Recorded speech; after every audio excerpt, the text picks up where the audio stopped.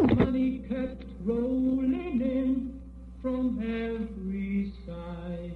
David's pretty hands reached out and they reached wide.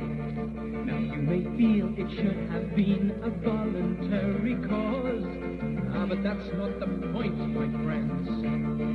When the money keeps rolling in, you don't ask how. Think of all the people gonna see some good times now. Good evening. This is Mae Brussell in Carmel, California. It's tape number 424, January 18th, 1980, side 1.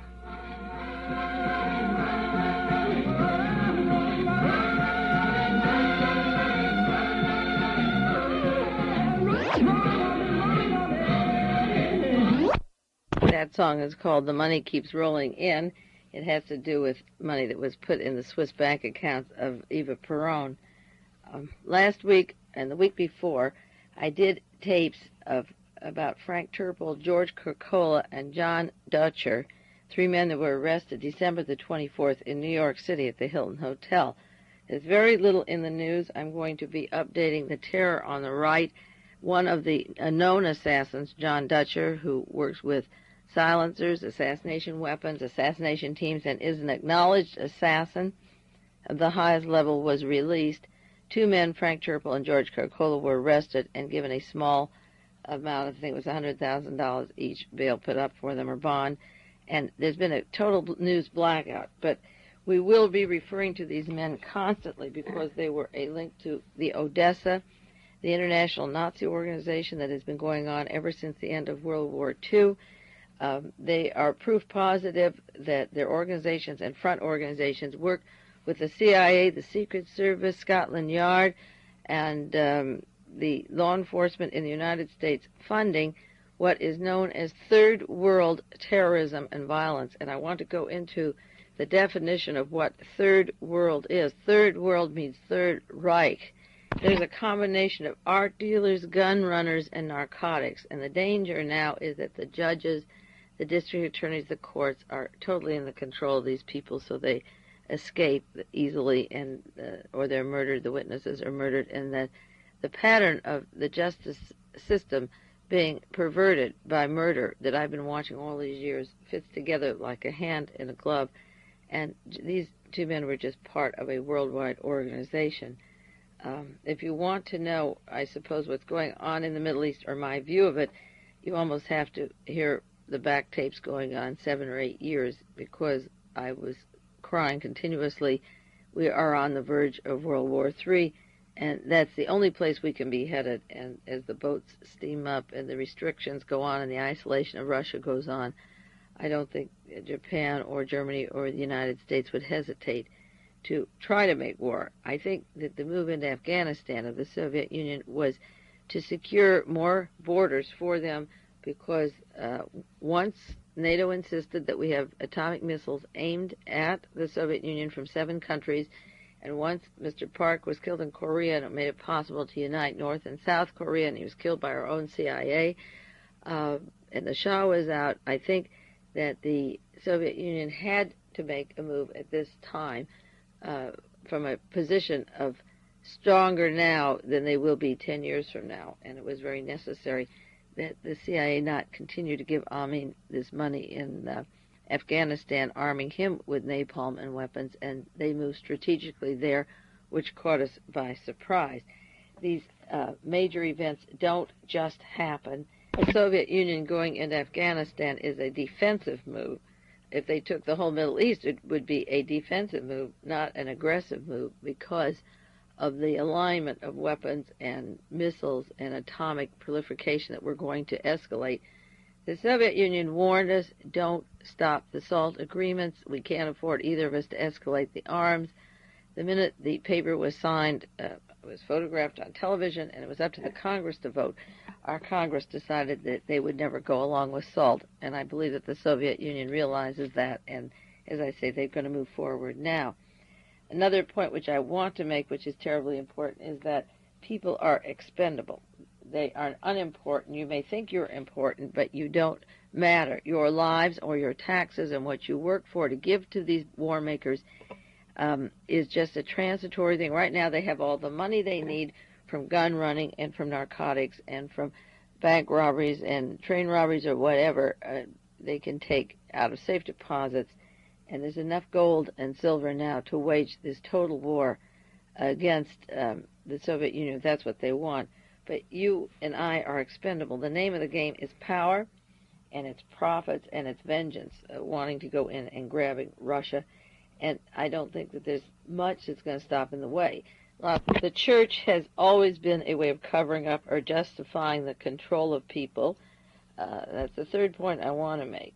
The first is that these events don't just happen. The second is that people are expendable. The third is the church has covered up these power grabs, these profit grabs. We depend upon the church. Most people do. It either baptizes the babies, the new ones, or bar mitzvahs, or marries people and buries them, and everybody wants to have a religious send-off, somebody that links them with God. But the church also has been the conduit for the passports. Eva Peron went to the Vatican to get passports for the Nazi war criminals who killed 1 million, 30,000, 40,000, 20,000 mass murders, were given passports from the Vatican with false identifications. And then a man like Martin Bormann not only got a false identification from the Vatican after Eva Peron went to the Vatican for this purpose, or went to Italy for a meeting with these people, but then when Bormann arrives in Argentina, they give him a new citizenship with a background of being a Polish person, a geologist, and a Jewish name, Goldstein, in return for housing these people and bringing them to Argentina. Then they go to Brazil and Chile, Paraguay, Bolivia, in return for that. All of the wealth of Europe was put into bank accounts of Eva Peron, and then she took it to Switzerland, where it was kept until she died at age 32. And then there was a reemergence of the Nazis and the escalation of weapon sales and narcotic traffic, plus the accumulated wealth that could unleash, as a time bomb in 1952, the resurgence of the Nazis all over the world. The fourth point I want to make about the subject in general, about Iran or Afghanistan or what's going on now, is that there have always been wars, hatreds, jealousies, and land grabs. The only thing that makes us different now is that we had the means to end it and we didn't use it. We have the technology for survival, and the people just don't want to scream, to grow or produce the things which we need that are healthy and useful, and we still are making weapons for destruction that have no purpose except to proliferate death and refugees and eliminate painfully millions of the population. Education, I believe, is an illusion. It's perverted. It's turned around. Free will is limited to what you can do. Freedom to speak up is also limited. There are no such things as famous trials of political people, and even at the lower level. There's an illusion, a limited illusion. You can speak out to a point, but even when you speak, there's only so much you can say.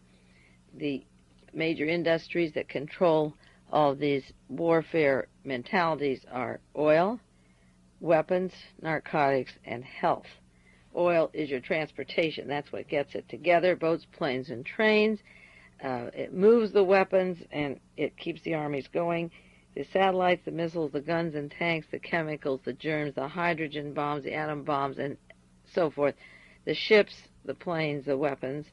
And then narcotics control the youth, the masses. You can control entire nations. You control the police departments and pay off international police, Interpol, the drug agencies.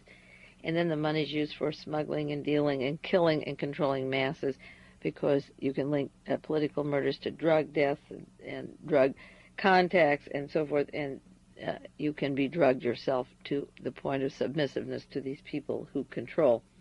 And then health, your mind, your body, how much cancer you'll have, germs, is very much going to be controlled by institutions such as the Hughes Medical Institute, the Rockefeller Medical Institute. There was even a Pahlavi Medical Institute that the Shah was running. The methods of profits, of keeping us doing exactly what they want us to do, come through your energies, your weapons, your narcotics, and your medical and health plans. The Roman Empire wanted to rule the world. Alexander the Great wanted to rule. Napoleon Bonaparte tried twice against Russia. The word Waterloo means to meet your your failure. He couldn't do it then, but then the Germans tried in World War I. They tried again in World War II, and by May 1943, that important period is when the Nazis went underground. I mentioned that on several tapes, a book by Kurt Reese, but this is documented over and over in other books. The seeds of this confrontation of World War III were made in May 1943 when it was impossible for the Germans to penetrate inside the Soviet Union and take Stalingrad, and that was the turning point.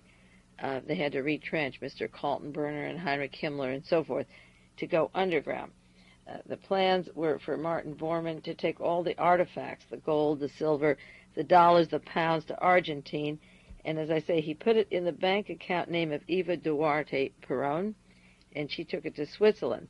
From 1945 to 1950 was this mass of people, Nazis. Some stayed in Germany for a long time, like Mengele, who did the experimentations and decisions of who died at Auschwitz. He lived under his family name, and when he found that anybody even disliked him or wanted him, he went on down to South America very late in the game. And many of them just used their names and got out easily. Bormann made sure that he had these aliases that were arranged by Eva Duarte Peron by going to Italy and making sure that he left, because he was the man behind the money, behind the resurgence of the Nazi movement that is appearing. And you'll see more of it later, but it's just beginning to consume the world. Without armbands and marching, it's moving along, and that's why it isn't so obvious. Eva Peron, as I say, arranged for passports for these Nazis and set up what is known as the Spider or the Odessa. She unleashed, through their organization, all the diamonds and wealth that they needed to escalate what would become known as a Christian war, because the communists had not only divided up the property and the land and confiscated the Tsar's property and wealth, but there were other reasons for wanting to avenge this war, and that was that the Western world had so many investments in the Soviet Union. It wasn't just that the Russians were changing forms of government, it was that the British and the Americans were losing their investments that were specifically put into a country known then as Russia. I've mentioned on other tapes the book The Great Conspiracy Against Russia by Michael Sayers and Albert Kahn, and it talked about the investments that Herbert Hoover, who became president of the United States, had in Russia before the Soviets took over. There are sections in that book about the Eastern Campaign, how in 1919 the United States and Great Britain sent armies into Russia to try and stop the revolution. And there was a man named Mr. Wrangel, who later came to the United States, Baron Wrangel, and he became very much a part of Hitler's Nazi Germany, and then he was related to George DeMohrenschildt, Lee Harvey Oswald's closest friend in the Dallas-Fort Worth area.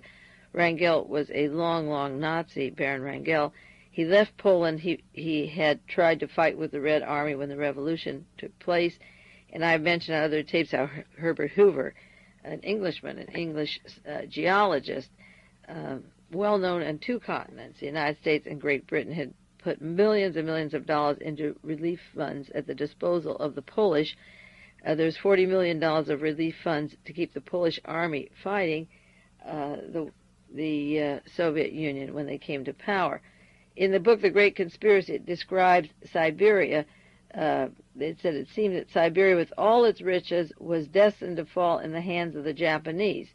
The Japanese had 70,000 troops in Siberia.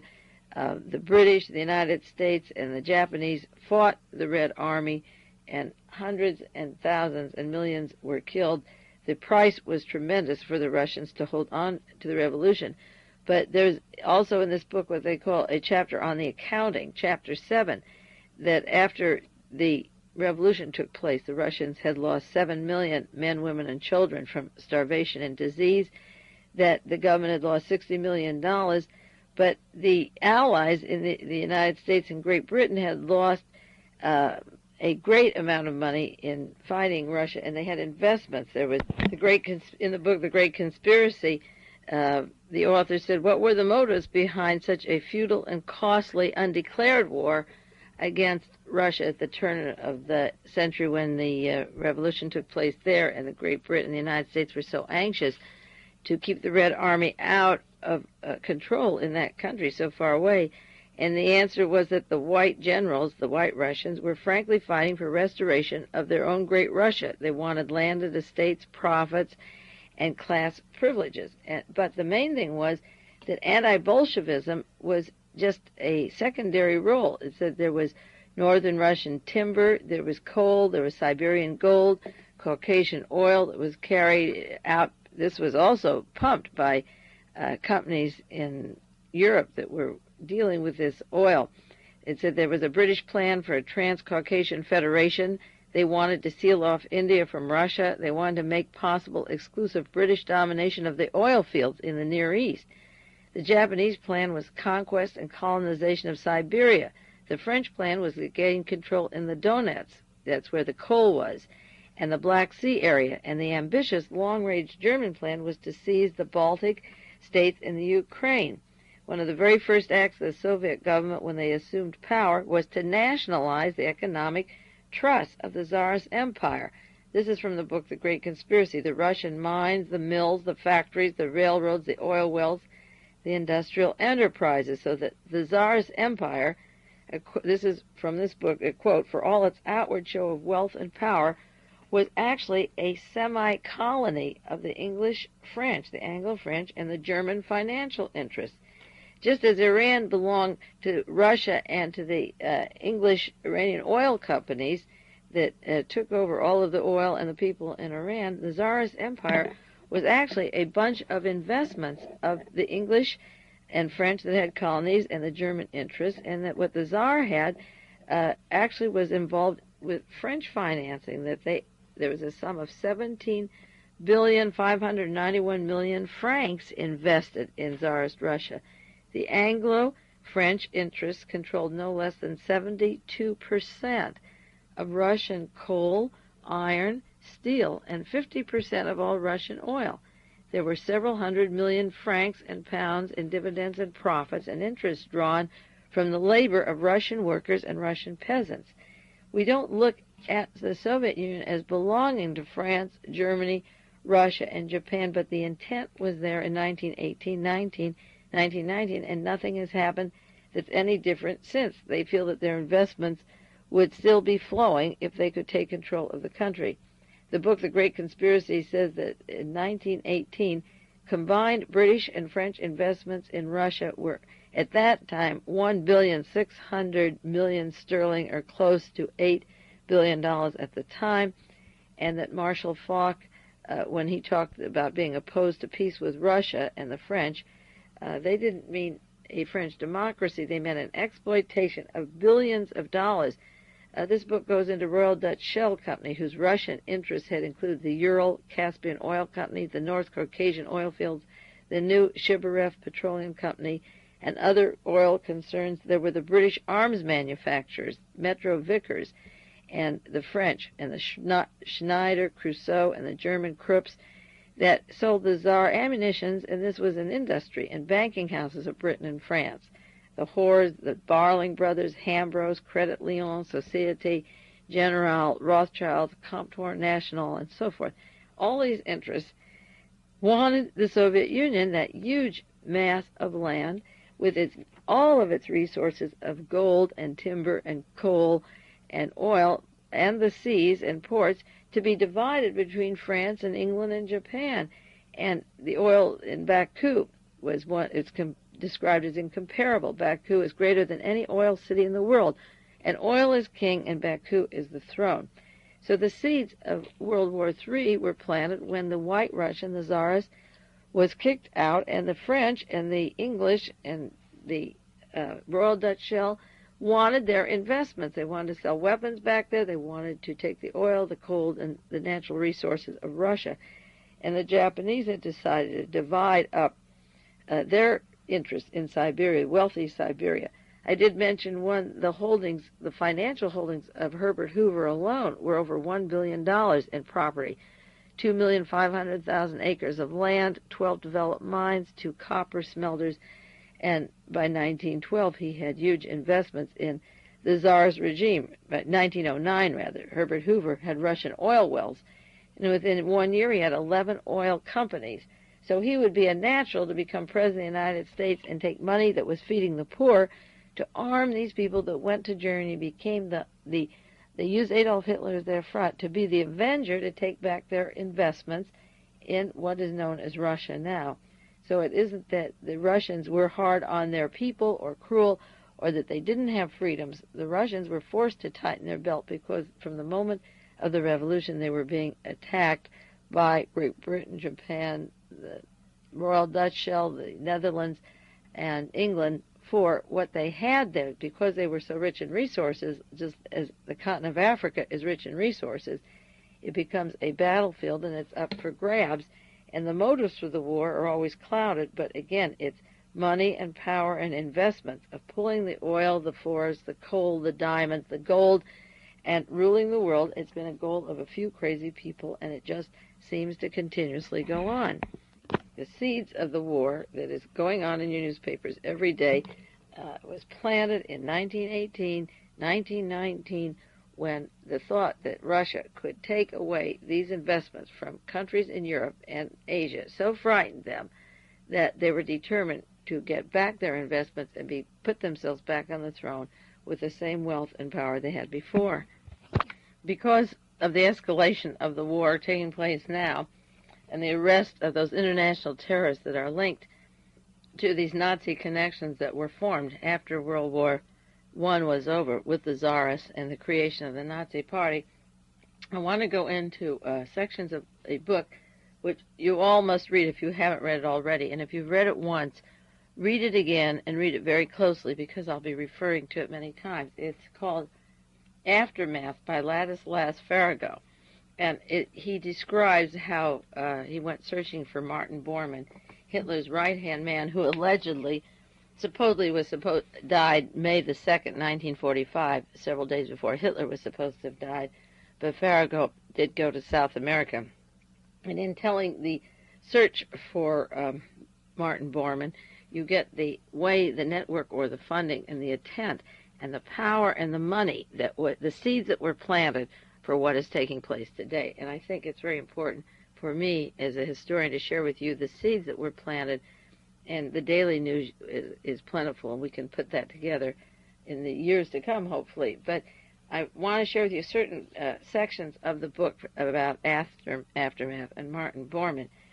On page 241, he describes in 1947, and again, we've mentioned that on the tapes before, but it's so terribly important, how the Secretary of the Vatican, Mr. Montini, who became Pope Paul VI, was writing passports as a Secretary of the Vatican for an Argentine, for persons to leave the Vatican, leave their place of seclusion, and go to South America and begin the resurgence of this movement over in South America, because the continent of Europe after World War II was completely shattered and apart, and the Nazis were forced to go underground and keep a low key.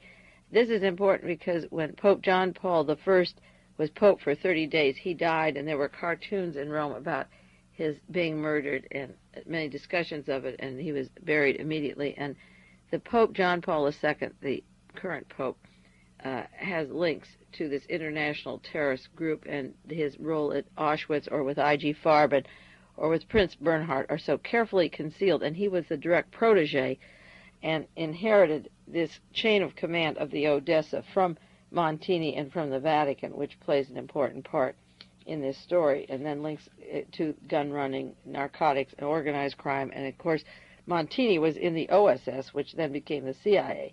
The Pope from the Vatican was actually in the United States OSS.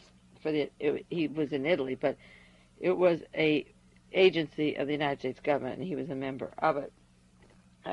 As I said before, Senora Maria Duarte de Peron, that's Eva Peron, then the play they call her Evita, that's little Eva, wife of Juan Peron, went to Italy and had a meeting in Rapallo, that's near Genoa. And that was where the arrangements were made for Martin Bormann to go to South America, to Argentina, where they helped him out when he got there. he was to take on the name of a family of Jewish Italian descent. He first left the country, in quotes, as a philosopher, his passport, and he got the name of Luido Boglidio, which was changed later.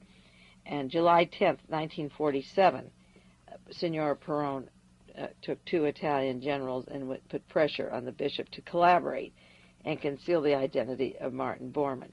Signora Peron went there, but then her banks and her money would reap the profit. About 75% of the money that was taken down, a good deal of it went right to the Perons and then later was used to continue the Nazi work. But they got paid very heavily for allowing Martin Bormann to go down there. It wasn't completely altruistic. And then some of it she gave to a front charity to look as if she was helping little children in the Peron Foundation. When he left Genoa, Martin Bormann left Genoa in 1948, got in Argentine, May 17th, 1948. He changed his name to Eliezer Goldstein. They wanted that name. Originally, he used the alias of Juan Gomez. That name comes out at the time of Watergate. It's kind of a common name, but interesting. And Mr. Gomez, I have to look up that alias, dressed as a Jesuit priest, and then went down and took on a Jewish name. He was met by 2 top officials of the Peron government, Ludwig Freud and General Juan Batista Sosa Molin, Minister of War for Juan Peron.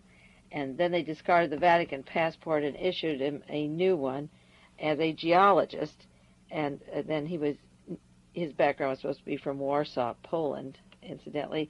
The man who ran the radio factory that I said was the Nazi connection of Lee Harvey Oswald and the CIA connection in Minsk was a man whose passport said he went from Poland to Argentine, and then he ends up in Minsk radio factory where Lee Harvey Oswald met Marina Oswald, who was a white Tsarist Russian, and George DeMohrenschildt was like a godfather to her, the man whose father was head of the Nobel oil fields that they wanted so badly, the Belgian Royal Dutch Shell and Nobel oil companies wanted the Baku oil fields. George DeMohrenschildt's father was director of the oil fields, and he befriended Marina. But the passport of Mr. Bormann has the same profile as the same Alexander Zeiger who ended up with Marina and introduced her to Lee in Minsk. The name chosen for him to leave the country was made in Rapallo, Italy, but then the Eliezer Goldstein was chosen. They dumped the Gomez name and gave him a Jewish name. And then in Argentina in 1948, he got a blue stamp by the federal police to stay there. Now, the resurgence of the Nazis became very thick, and they had a meeting in Egypt in 1948 because that's when Israel became a country. And Otto Skorzeny and many top Nazis from Argentina, Brazil, Chile, Paraguay, Bolivia went to Egypt to decide on what to do with the Jewish problem of Israel. And a lot of the money from the Third Reich, the Third World money that is funded, again, going back to these terrorists, Idi Amin, the Palestine Liberation Army, Gaddafi in Libya, this is all Nazi money that is being funded. The American government doesn't have to look anti-Semitic. They're funding through Nazi funds that were Martin Bormann's that went into the Peron Bank and was later disseminated from Geneva and Lucerne, Switzerland through these bank accounts, is being used for violently anti-Semitic groups that will eventually wipe out all of Israel, that have funded the transporting of Bormann to Argentina, and then the Argentine money put in the Swiss banks. When Israel became a country in 1948, Bormann was tucked down in South America. The top Nazis were in Egypt, and every country surrounding Israel is buying millions and millions of dollars worth of weapons to take care of that situation within the next few years. Now, Eva Peron, this actress, singer, former prostitute who handled this money, was the bag woman or the front woman, profited tremendously. She and Juan Peron profited tremendously when the wealth was taken from Europe. And it was shipped by boat. It wasn't taken over with the Jesuit priests. It was shipped right to Argentina. And in the book, The Aftermath, they have accounting of some of this money that went over. They even made note that he used the name Goldstein because there was so much gold. Figured on the market today with the price of gold of what he took over there in 1947-48, that alone would be worth about $17 billion for the gold alone. On the other side of this tape, I'm going to do more on the seeds of this war and how it got started in South America with the Nazis after World War II. According to Ladislas Farago, the Perons seized 3/4 of the money that Martin Bormann brought over, and that they gave him 1/4 of the money. And of course, again, that tremendous amount of cash is what has gone beyond the arms purchasing and the narcotics distribution. That little treasure of charity work that Evita Peron had has been used for all of this violence that followed us after her death at age 32, the escalation of the violence. Kept rolling out in all directions, to the poor, to the weak, to the destitute of all complexions. Now cynics claim a little of the cash has gone astray, but that's not the point, my friends. When the money keeps rolling out, you...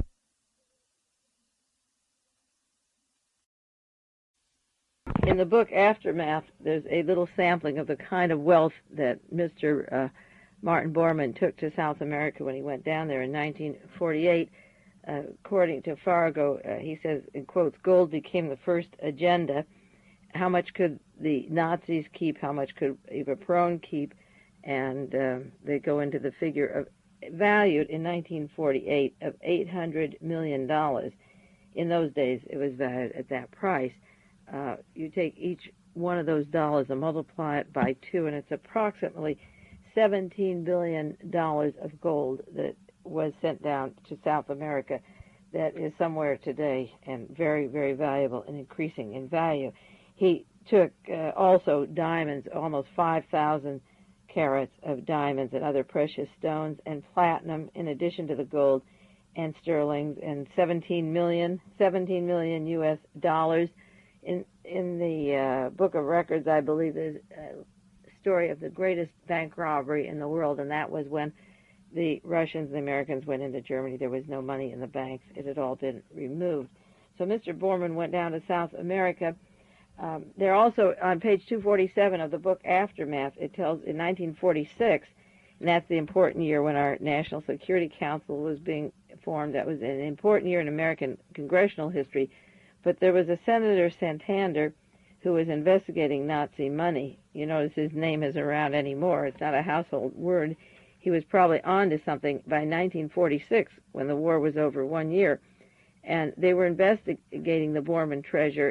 It was invested by the Freud Syndicate, F-R-E-U-D-E Syndicate. And there were approximately $400 million and another billion pesos. And it was put into 175 financial, commercial, industrial enterprises, 17 agricultural concerns, and 149 other companies. So actually, when World War II was over, there was unlimited money. We don't know whether these people own the radio stations that we can't talk on, whether they've paid the salaries of the newscasters that don't carry the stories. The biggest story, of course, has been the resurgence and continuation of the Nazis, and the one thing that is difficult to tie together in the radio or newspapers and so forth are these links. 175 financial, commercial, industrial enterprises, agricultural concerns, and so forth. These investments, according to Farago, laid, in quotes, the foundation for an economic empire which gained tremendous impetus from Martin Bormann's arrival in Argentina. The money was set aside by 1946. All of this money was missing. And the arrival, keep in mind, was arranged by the Perons in Argentina with the help of the Vatican, specifically Montini, Pope Paul VI, and that's why it's so important to get these threads today. They're not just names that leave off. Bormann was considered a financial wizard, and he was Hitler's secretary. He managed all of his finances, his personal money. He handled the finances of the Nazi Party from 1928 till 32, until it was elected into power. He was a very rich man. He owned, at the end of the war, in his name, all of Adolf Hitler's investments. That's interesting because if Hitler died, it all belonged to Martin Bormann. But if Hitler lived, you couldn't trace it to Hitler because it was in Martin Bormann's name. Every single piece of land and real estate, and there's a lot of that, was in the name of Martin Bormann. He held title to all of Hitler's real estate. There were 87 office buildings and property, which he continued to keep the wealth.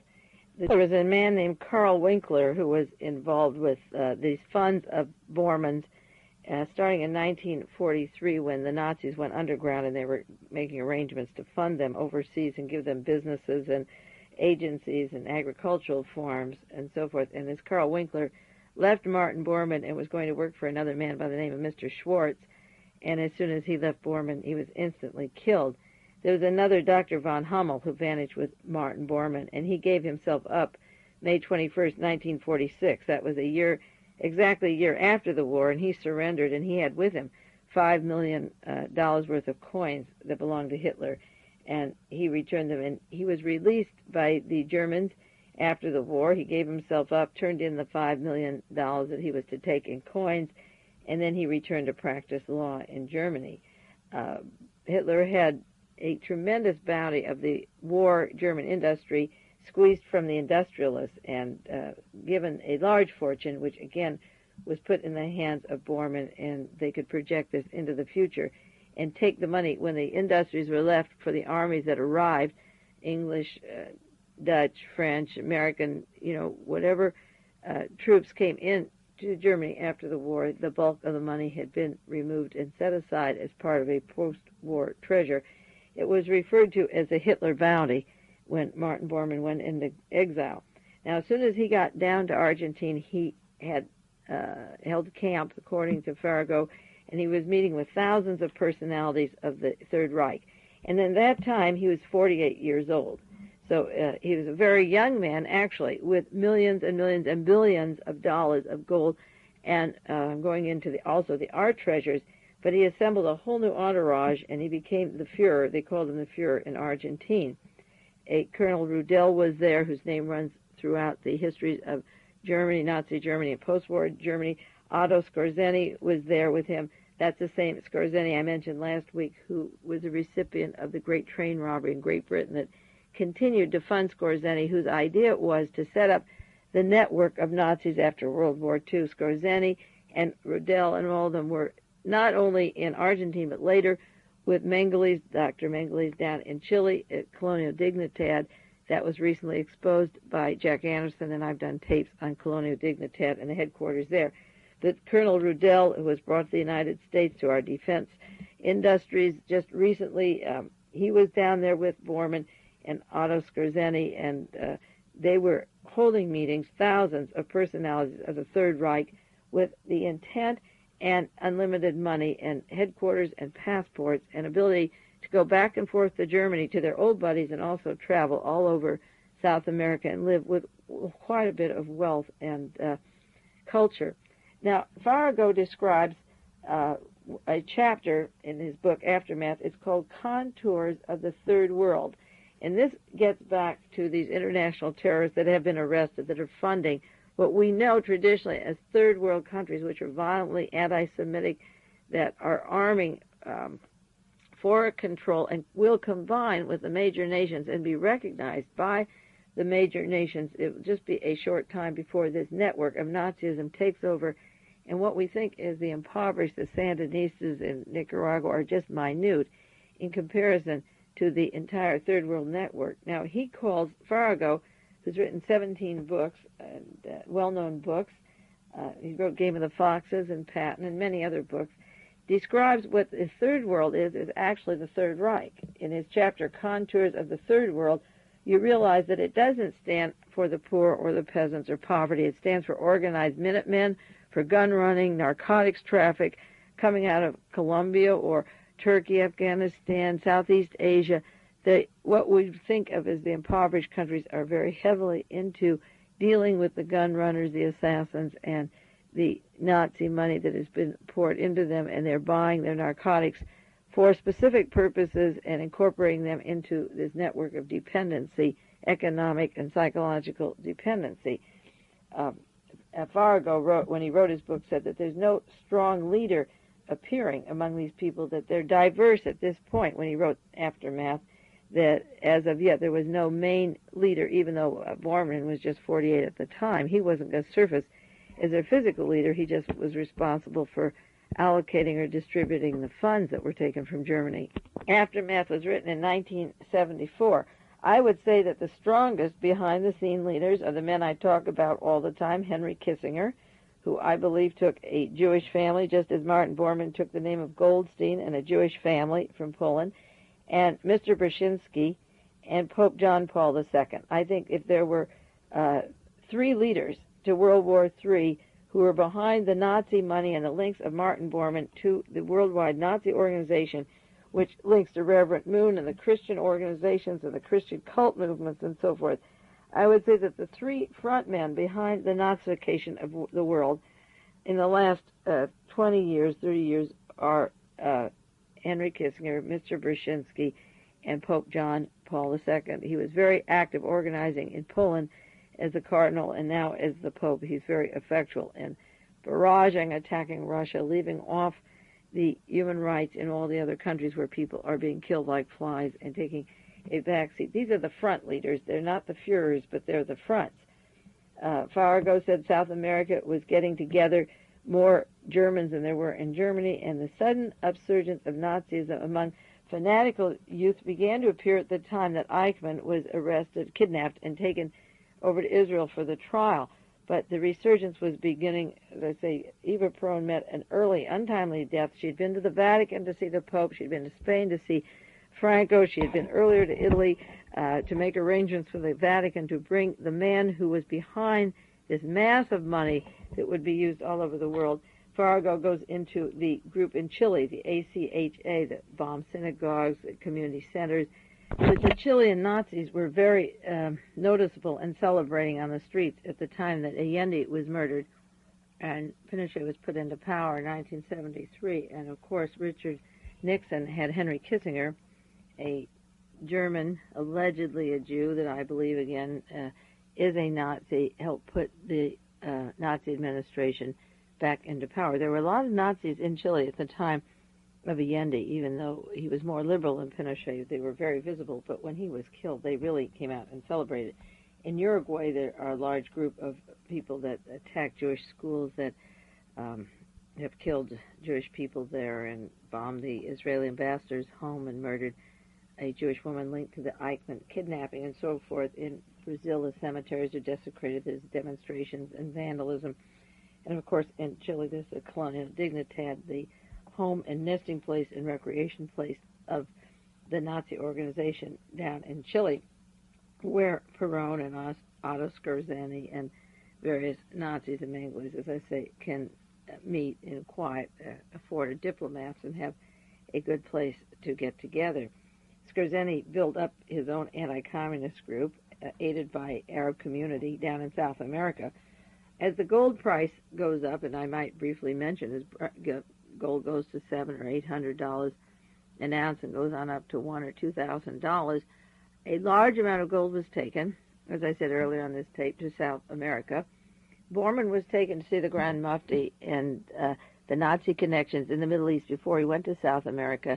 The Saudi Arabians and the wealthy oil people are buying up the gold as they take oil profits and put the oil profits into gold and not American dollars, then the original gold of the people that came from Germany and confiscated all the wealth of Europe is increased in value. So that I personally feel, I've mentioned this on the tapes, and I feel this, that the United States is a conquered country. That when Reinhard Gehlen was brought over here by John Foster Dulles, the head of the State Department, and Allen Dulles, who formed the CIA, that Gehlen was infiltrating a fifth column in the United States. The perversion of the newspapers, the media, the courts, the assassination teams were to be set up in the United States, and that whatever plans Hitler had for conquering the world or ruling the world were never properly exposed because they were transferred to the United States of America, and that we have been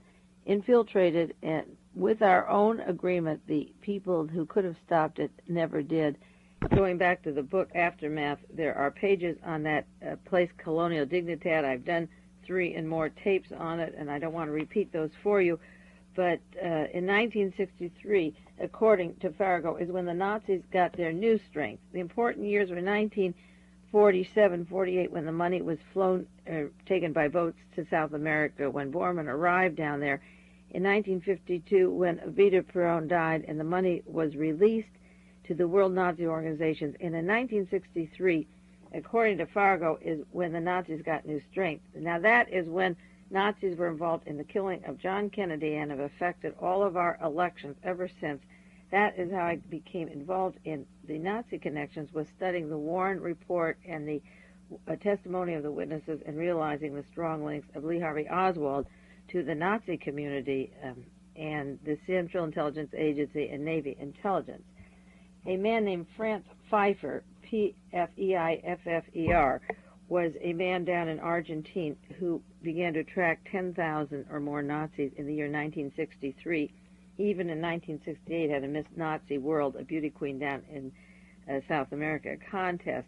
And they started to hold secret tribunals, and Farago describes these in a group called Das Reich, the Reich, D-A-S-R-E-I-C-H, which is the real Nazi movement, and he describes Pfeiffer as only the tip of the iceberg. Das Reich was an organization that began to be formed, and again, this is right after John Kennedy was killed, to unite all the Nazis all over the world, and it began with all the servicemen who fought in World War II. And the aim of Das Reich was to set up a Nazi regime and organizations for what they called mutual aid and defense against the law in case any of them are caught. And their origins go back as early as the Nuremberg trial. The members were all war criminals who were sentenced in absentia. They were down in South America, leading Nazis. They were powerful in their country, and they took refuge, and they became hotel keepers, tradesmen, farmers, industrials, worked for Mercedes-Benz, Volkswagen, and took on businesses all over the world, but have one common determination, which is described as Reich paid for the defense of Walter Roth because their determination was to go after the Soviet Union and make war one more time. The Geophysical Center for the Nazism was in Chile. Their Nazi encampment was Colonial Dignidad, and that was disguised as a cultural welfare society. And as I say, you have the list. You can get my other tapes comparing Colonial Dignidad to Jonestown and what was going on in Guyana after, of course, Burnham was put in by the CIA, and the CIA place for medical experimentations, and again, gun running, narcotics, and using human beings as a cover. Colonial Dignidad was just a children's orphanage farm, and off of there was a cultural and welfare society, which was the headquarters for Das Reich. In Europe, they were pretending to look for Martin Bormann's bones to confirm that he had, in fact, died on April the 2nd, 1945. But while they were looking for him there, it has been documented by Farago and others who have seen him and worked with him that he was right there in South America, working in a super-secret conspiracy that the South Americans called the Tercer Mondo. They envisioned, according to Farago, a global successor to Hitler's New Order, a worldwide anti-communist coalition of reactionary forces. There are secret archives in the Coordinación Federal, I guess they're down in Argentina, of these meetings, and they were designed to unite, according to Farago, in quotes, the darkest forces of reaction and totalitarianism everywhere, working with native fascists from South America, radical remnants of Nasser's revolution in Egypt, the neo-samurais in Japan. April the 12th, 1970, there was a biography of these men, various men, activists, propagandists in the conspiracy, a movement that began as early as 1943. And this is what Farago says, and that fits exactly to the Kurt Riess book, The Nazis Go Underground, of Himmler and Kaltenbrunner getting together. They planned a brief period of incubation, which, as I say, ended in 52 when the money was released. When Evita died, that's when John J. McCloy, head of Chase Manhattan Bank and attorney for Nelson Rockefeller and Standard Oil, who was on the Warren Commission and hid the Nazi connections to the killing of John Kennedy. He was the U.S. Commissioner to Europe and released Nazis that were in prison in 1952. The same year that McCloy was releasing the Nazis, that's when their movement began the resurgence from 1943 to 1952. They were laying low, and the period of incubation was over.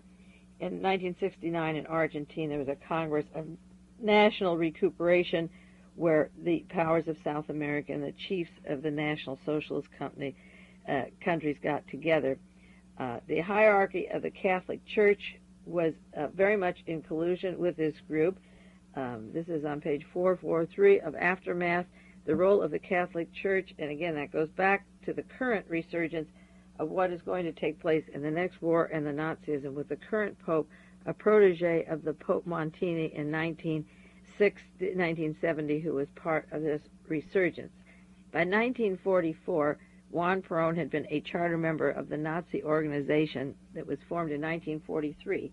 That's 1 year before the war was over, and they were setting the groundwork for this money coming in for Vita later to go to Italy to have these passports made by the Vatican for Hitler's top Nazi. In 1955, Peron departed as head of the government at Argentine. For a while, they thought that the new colonel that became the head would not be favorable, but he began militarization of the Nazi movement called the Tacuara, T-A-C-U-A-R-A, a terrorist organization of the Nazi pattern, and terrorism began to bloom in 1955 in Chile. There was the Sturm und Drang, I'm not pronouncing it correctly, Movimiento Sacerdote para el Terzo Mundo, the formal name, the Sacred Movement for a Third World. That's the Church, the Catholic Church, the violence, and this is the group that consolidated into terrorism, and that is the group that links to Venezuela, to Carlos, to the Jews that are being killed around the world, to the Entebbe Air Force, hijacking, to the Japanese Red Army, the Bader-Meinhof and the Aldo murder, the killings in England, Jewish leaders all over the world. The Sacred Movement for the Third World became the Third Reich, and this was consolidated down in Argentina in 1955 and is a good explanation for the word Third World, because when you read in the New York Times December 24th and 25th of 1979 about the arrest of men supplying millions of dollars to the Third World, the money comes out of Scorzeni's fund, or the Nazi Bormann fund, to what they call the Third World. And down in Argentina there was the Sacred Movement for a Third World. By 1968, a Reverend Andre Canali, who was director of the Catholic Information Agency of Argentina, reported on the Sacred Movement of the Third World. And this, again, is in Aftermath. 1968 was the year that Martin Luther King was killed and Robert Kennedy was killed, and their assassins were linked to Marietta, Georgia, to art galleries, gun running, narcotics traffic. The Sacred Movement for the Third World, which is the Nazi organization with the money banked in Argentina, then later into Brazil, Chile, and elsewhere, their major bases are in Spain, Belgium, Libya, Algeria, Egypt, Iraq, Jordan, Iran, Portugal, Italy, Paris, Monaco, Lucerne, Zurich, Bolivia, Peru, Venezuela. I read those countries. They're also in Taiwan, Japan, Argentina, Paraguay. The funds are from the hidden treasures of the Third Reich. Now, Farago describes these treasures, and the reason I'm going into these organizations and where they're located is because, again, it ties into the terrorists that were arrested and the countries they're funding, because remember, the few articles we got are just a tip of the iceberg. The banks for this are, at least they were when this book was written in 1974 by Farago, were in Spain, Portugal, Italy, Paris, Monaco, Lucerne, and Zurich. The men arrested as part of this Odessa group had their money. This Frank Turpel picked up all of his money from Lucerne and Zurich and took it back to Washington and set offices up in Paris in 1971, which I said on the tapes last week and the week before. We're part of this international network. E. Howard Hunt with the Nazi group, with G. Gordon Liddy's connections and Interpol connections, was in Spain. The banks, as 1974 identified and later are coming out, were Spain, Portugal, Italy, Paris, Monaco, Lucerne, and Zurich. And of course, the money for Jonestown, the $26 million, was in many of these cities, also London and Panama banks, but in Switzerland and Paris. The money came from the hidden treasures of the Third Reich, started with hundreds of millions of dollars. The major bases, as identified by Farago, were in Europe: Portugal, Spain, Italy, and Belgium. The basis for the international terrorism and the rising of the Nazis. Now, we know that the Netherlands, at Prince Bernhard, and the Trilateral, and these various cities like Tokyo and the Netherlands and London and Washington, D.C., are where the directors or the shufflers move, who hand out the front political orders, the Brzezinskis and the Kissingers and the Jimmy Carters, or the presidents that preceded him. But the basis for the terrorism and for the funding of world Nazism, the Third World, which is the Third Reich, Portugal, Spain, Italy, and Belgium. In Africa, they're in Libya, Algeria, and Egypt. And many times I've said that Sadat is a part of the Bormann Brotherhood, the Nazi network, and the détente with Israel right now is just very temporary and shaky. Algeria, Libya, and Egypt. Asia is another area, Iraq, Jordan, and Iran. And if you think of the money going into King Hussein and the PLO and into the Shah of Iran or to Khomeini, the student group that are linked to PLO and Gaddafi and Syria, you get a picture of this multi-million billion-dollar operation all coming together at this time. The South America headquarters for this Third Reich, Third World, are Argentina, Bolivia, Paraguay, Peru, Venezuela, and Chile was where they met. But the main headquarters bases are in Argentina, Paraguay, Bolivia, Peru, and Venezuela, and in the Far East in Taiwan and Japan, because when Chiang Kai-shek was kicked out, the headquarters are in Taiwan, a repressive government put in by the CIA, the Nazi links to World War II, the Galen operation. Taiwan is totally controlled as a base of operation. Germans are not conspicuous in what Farago calls the Third World, the contour of the Third World or the Third Reich. Their heroes were Adolf Hitler, these terrorists that are, doing this violence all over the world. The roots are in Nazism, but the sacred movement, what they call the sacred movement for a Third World, and under the director of the Catholic Information Agency of Argentina, the Reverend Andres Canale, the sacred movement people are very inconspicuous as being linked directly to the Nazis. They're called neo-Nazis, but their money and their framework and everything was set up by the hard-assed, I can use the word on the radio, I guess, Nazis.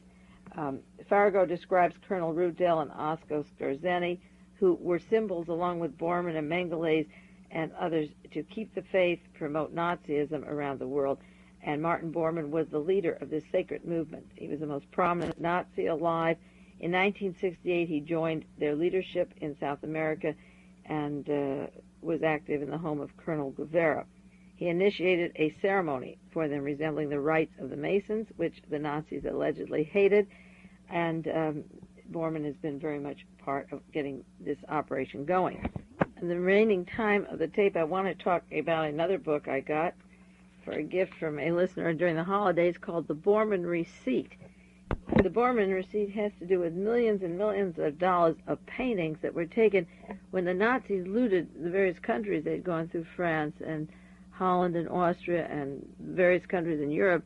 They had taken very valuable paintings, and one person whose family home had been raped of the artworks when she was young, she had escaped to England and the parents were killed in concentration camps, and she sent people out to find paintings that belonged to her family. They owned that famous painting of Botticelli's called The Florentine Lady, art collection of the family going back to the 15th century. And this book is about a chase for the art starting in 1952, where there was a storehouse. The German federal authorities had kept it earlier after the war on Meistersass number 10 in Munich. There was a concentration of art and Nazi loot, classics, and then from 52 to 59 they were kept secret, and Germans began to send them to embassies all over the world. And this woman wanted to collect those family treasures, and this is a story in a novel form, but she says every bit of it is true, how they traced the Nazi mafia. They killed people that wanted to find this art, and how they kept their art treasures and how the Nazis kept them. And when they wanted to find out who had the slip for these paintings, it was signed out to Reichsleiter Martin Bormann, dated June 27, 1942, that he had bought some of these family pictures and that he was buying these pictures under his name, and that he had been functioning for 27 years with billions of dollars of trade of artwork, and that Bormann, again, not only controlled the gold and the silver and the diamonds and the forged money and the regular money, the counterfeit money going after World War II, but the art treasures were sucked up by the Germans. And I'll next week go back into this book, The Bormann Receipt, because the overlapping information that fits into Aftermath and many, many other books. There's no time here. The important thing is that the world has been literally looted and concentrated in the hands of all these various people who link to each other. And that is why we have Afghanistan and Iran and Turkey and Pakistan and India and turmoil all over the world now, is that the seeds that we planted, as I said before, are coming out, and what will come will be a country, the United States of America, more bankrupt than ever, more in the hands of the control of the South American, South African, Middle East Nazis with their solid gold financial security, while our paper dollar is worth nothing and we're forced to go into a war we can't win. That'll literally bring us to our knees. The important thing about those countries, I think, is to study the past and then go back to the particular countries later. This is Mae Brussell in Carmel, California. You take care, and we'll continue maybe next week right away with the book, The Bormann Receipt. When the money keeps rolling out, you don't keep books. You can tell you've done well by the happy, grateful looks. The